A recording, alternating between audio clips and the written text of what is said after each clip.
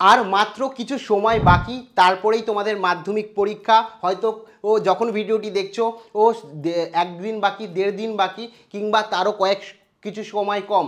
সেক্ষেত্রেও তোমরা এই মুহূর্তে দাঁড়িয়ে এ সঠিক প্ল্যানিং যদি করো, খুব কম সময়ে 7-8 ঘন্টা সময় লাগিয়েও তোমরা 60% পেতে পারো।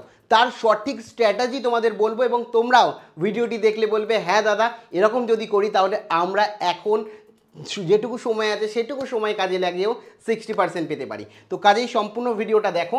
সবার প্রথমেই বলে রাখি, পুরো যে এখানে বিষয়টা দেখতে পাচ্ছ তোমাদের এই অনুযায়ী পরীক্ষায় আসতে পারে। সেটা আগে বলি কিভাবে প্র্যাকটিস করবে প্ল্যানিং, তারপরে শেষে তোমাদের জন্য আরও একটি স্পেশাল জিনিস বলতে চলেছি। তো প্রথমেই বলে রাখি যে প্রথম শুরু করবে একদম শেষ থেকে, প্রথম থেকে শুরু করতে যাবে না। সবার প্রথম শুরু করবে হচ্ছে রাশিবিজ্ঞান। প্রথম রাশিবিজ্ঞান থেকে শুরু করো। রাশিবিজ্ঞানে তোমাদের কি কি রয়েছে? রাশিবিজ্ঞানে আছে প্রত্যক্ষ গড় পদ্ধতি, মানে গড় রয়েছে, প্রত্যক্ষ গড় পদ্ধতি, কল্পিত গড় পদ্ধতি, আর হচ্ছে তোমাদের ক্রমবিচুক্তি পদ্ধতি, গড়, তারপরে রয়েছে মধ্যমা, তারপরে রয়েছে কি হচ্ছে সংখ্যাগুরু মান। ওজাইবটা বাদ দেবে, ওজাইব করার কোনো রকম প্রয়োজন নেই। ওজাইব পরীক্ষায় করতে গেলে সময় সাপেক্ষ এবং ভুল হওয়ার সম্ভাবনা বেশি। তো সংখ্যাগুরু মান এবং মধ্যমা সবার প্রথমে ভালো করে প্র্যাকটিস করো, তারপরে প্রত্যক্ষ গড়, কল্পিত গড়, ক্রমবিচুক্তি গড় একবার দেখে যাও। আর এর মধ্যে থেকেও তোমাদের জন্য সংখ্যাগুরু মান এবং মধ্যমা আমি ভালো করে করতে বলবো, কারণ 3টে আছে, তার মধ্যে 2টো তোমাদের করতে হয়, যেখানে তোমাদের 4 দুগুণে 8 নম্বর থাকে। তো এখান থেকে একটাও নাম্বার বাদ যাবে না, কারণ আমি মাত্র 4-4টে অঙ্ক তোমাদের করিয়ে দিয়েছি। তোমাদের মাধ্যমিক অঙ্ক সাজেশান ব্রহ্মাস্ত্র ওতে উত্তর সহ, সেটা দেখে গেলেই হবে। তোমরা যারা জানো না তাদের বলছি কিভাবে পাবে উত্তর সহ সাজেশান। তো এখানে 8 নম্বর এখান থেকে তোমাদের উঠছে।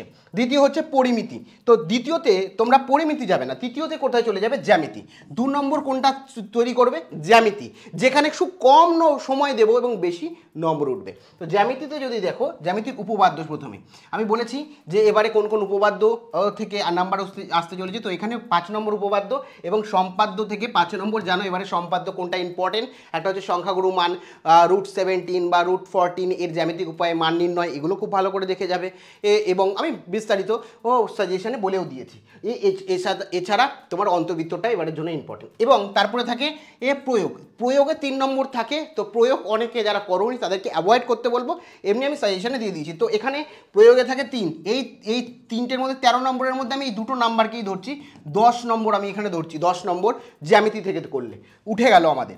তারপরে হচ্ছে আমি এখানে যাব বীজগণিত, ঠিক আছে। এবার দেখো বীজগণিতও কেউ যেতে পারে, ত্রিকোণমিতি, যার যেটা ভালো লাগে সেটাই যাবে। প্রেফারেলি আমরা বীজগণিত বেশি করি বলে 3 নম্বর প্র্যাকটিস করবে বীজগণিত। বীজগণিতের মধ্যে সবার প্রথমে করবে হচ্ছে বীজগণিতের মধ্যে সবার প্রথমে কি করবে? প্রথমে করবে হচ্ছে ভেদ আর করণী। দেখো ভেদ আর করণীর মধ্যে যেটা ভালো করে কমপ্লিট হচ্ছে সেটাই প্র্যাকটিস করো, কারণ অর থাকবে বট কোশ্চেনে, যে কোনো একটা করতে হবে। 3 নম্বর থাকবে, এই 3 নম্বর তুমি আরামসে পাবে ভেদ করণীর থেকে। আমি ইম্পর্টেন্ট বলে দিয়েছি, কেউ ওর বাইরে থেকে কোশ্চেন দিলে তুমি আমাকে কমেন্টে এসে বলো। কোনো বছর হয়নি, যা বলেছি তাই এসছে, এবছরও আসবে। তো এই ক্ষেত্রে 3 নম্বর এখান থেকে উঠছে। তারপরে একঘাত বিশিষ্ট দ্বিঘাত সমীকরণ, যেটা আমি আগের দিনকে কনসেপ্ট সহ তোমাদের লাইভে করিয়েছি, সেটা দেখলেও সেখান থেকে 3 নম্বর আরামসে তোমার উঠে যাবে, ঠিক আছে। 3 নম্বর এখান থেকে পাচ্ছ, প্লাস অনুপাত সমানুপাত, অনুপাত সমানুপাত থেকে 3। টোটাল এখানে 3 9 নম্বর হচ্ছে। আমি আরও 3 নম্বর একটা ভুল করলে কোনো কারণে, সেক্ষেত্রে এখান থেকে আমি ধরলাম এই 9 নম্বরের মধ্যে মাত্র তুমি 6 নম্বর পেয়েছো, ঠিক আছে। মাত্র তুমি 6 নম্বর পেয়েছো। দেখো 60 নম্বর কীভাবে ওঠে। যখনই তোমার বীজগণিত হয়ে যাবে 4 নম্বরে তুমি দেখবে ত্রিকোণমিতি। দেখো ত্রিকোণমিতির থেকে এখানে 3টে কোণ এর পরিমাণ, ত্রিকোণমিতিক অনুপাত এবং অভেদ বলি, আর হচ্ছে এর পূরক কোণ। এই 3টের থেকে কিন্তু তোমাদের 2টো কোশ্চেন আসবে, যেখানে 6 নম্বর আসে। তো এখানে অবশ্যই বলবো, এখানের মধ্যে তুমি সবার প্রথম দেখবে হচ্ছে অনুপাত সমানুপাত, ঠিক আছে। অনুপাত যেটা রয়েছে, মানে ত্রিকোণমিতিক অনুপাত, মানে এই মানগুলো যেগুলো বের করতে হয়। ধরো যেমন tan 45 ডিগ্রি মান 1, সাইন 45 ডিগ্রি মান 1/√2। তো এরকমভাবে তোমাকে কিন্তু মনে রাখতে হবে, ঠিক আছে। তো এই কোণগুলোর মান মনে রাখলেই অঙ্কগুলো হয়ে যাবে। এইটা একটা অঙ্ক আসবে। আর পূরক কোণ যে ফর্মুলাগুলো ওগুলো মনে রাখলেই সহজে হয়ে যায়। পূরক কোণের ফর্মুলা একদম সিম্পল, যেমন sine 90 degree minus theta equals to cosec theta. এটা তোমরা প্রত্যেকে জানো, এই সূত্রগুলো জানলেই হয়ে যায়। তো এই দুটো ওর থেকে কিন্তু এই দুটো আর এই কোণ পরিমাণ, এই 3টের থেকে এখান থেকে আরামসে 6 নম্বর তোলা সম্ভব। এবং অনুপাত সমানুপাত উচ্চতা, মানে উচ্চতা, হাইট অ্যান্ড ডিস্টেন্স অনেকের ক্ষেত্রে কঠিন লাগে, করে ছবিটা আঁকতে পারলেই হলো। আমি যাই হোক হাইট অ্যান্ড ডিস্টেন্সের এটা আমি অনেকের ক্ষেত্রে বাদ দিতে পারি। এখান থেকে 6 আর 15 11 নাম্বার হচ্ছে 11 নম্বর হচ্ছে এখান থেকে আমি মাত্র 6 নম্বর ধরছি। অনেকে হাইট অ্যান্ড ডিস্টেন্স পারো, এক্সট্রাও নাম্বার হতে পারে, আমি 6 নম্বর ধরছি। আর এখানে তারপরে একদম শেষে গিয়ে আমরা পাটিগণিত দিব। পাটিগণিতেও সব করার দরকার নেই, যারা মনে করছো খুব কঠিন হচ্ছে অংশীদারি কারবার প্রথমে বাদ দাও, অনেকের কঠিন লাগে, এখন আর সময় নেই। আর এক্ষেত্রে চক্রবৃদ্ধি সুদও যদি কঠিন লাগে বাদ দিয়ে দাও, এই দুটো বাদ। আর কি করবে এখান থেকে এর সমহার বৃদ্ধি হ্রাস খুব ভালো করে দেখবে, এর মধ্যে ইম্পর্টেন্ট অঙ্কগুলোই দেখবে। এর সাথে হচ্ছে সরল সুদ, এই দুটো দেখবে, এখান থেকে কিন্তু অনায়াসে তুমি 5 পাবে। সমহার বৃদ্ধি বা হ্রাসটা খুব ভালো করে দেখো, একটা অঙ্ক 5 এখান থেকে অনায়াসে পাবে। এবার যদি একটু ক্যালকুলেট করি না, খুব ভালো করে দেখো, এটা যদি ক্যালকুলেট করি তাহলে বুঝতে পারবে এখানে কত হচ্ছে 5, এখানে 5 নম্বর, 5 নম্বর, আর এখানে হচ্ছে 10 নম্বর, 15 নম্বর, 15 নম্বর, আর এখানে হচ্ছে 6 নম্বর, ঠিক আছে। 15 নম্বর আর এখানে হচ্ছে 6 নম্বর, কত হয়ে যাচ্ছে তোমার 21 নম্বর, 21 আর এখানে 6 হয়ে যাচ্ছে 27 নম্বর, ওর 27 আর এখানে 8, 27 আর এখানে 8 নম্বর, 27 আর 8 এখানে হয়ে যাচ্ছে কত 35 নম্বর। 30 নম্বর তোমার হচ্ছে বড কোশ্চেন থেকে তোমরা পাচ্ছ, এছাড়াও শর্ট কোশ্চেন রয়েছে, তোমার শর্ট কোশ্চেন রয়েছে, তোমার হচ্ছে এমসিকিউ রয়েছে, মানে যেমন তোমাদের এমসিকিউতে থাকবে 6, শর্ট কোশ্চেন যদি বলি শর্ট কোশ্চেনে থাকবে মানে সত্য মিথ্যেতে থাকবে 5, শূন্যস্থান পূরণে থাকবে 5, এখানেই পড়ে থাকবে তোমাদের 16 নম্বর, টোটাল হচ্ছে 36 নম্বরের কিন্তু তোমাদের টোটাল শর্ট কোশ্চেন আসতে চলে। 36-এর মধ্যে আমি 16 নম্বর বাদ দিলাম, অনেক ভুল করেছো, কারণ সত্য মিথ্যেগুলো আন্দাজেও হয়, তো আমি এখানে টোটাল 20 নম্বর, 16 নম্বর বাদ দিলাম, 20 নম্বর তুমি এখান থেকে পেয়েছো, ঠিক আছে।